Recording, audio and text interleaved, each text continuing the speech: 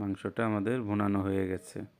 এখন নিয়ে নিচ্ছি তেল বিরিয়ানির জন্য, চাউল ভাজার জন্য। তেলের মধ্যে দিয়ে দিচ্ছি পেঁয়াজ কুচি, লবঙ্গ, এলাচ, দারচিনি হালকা একটু ভেজে নিয়ে দিয়ে দিচ্ছি আদা বাটা, রসুন বাটা দিয়ে হালকা একটু নেড়ে নিচ্ছি। দিয়ে দিলাম মরিচের গুঁড়ো স্বাদ মতো, লবণ পরিমাণ মতো দিয়ে দিচ্ছি।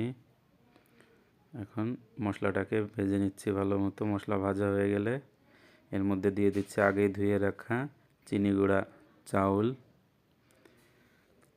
চাউলটা দিয়ে ভালোভাবে চাউলটা ভেজে নেব।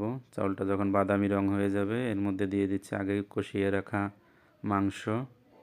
মাংসটা চাউলের মধ্যে দিয়ে ভালোভাবে মেখে নেব। অবশ্যই জালটা হালকা তাপে থাকবে। ভালোভাবে মাখা হয়ে গেলে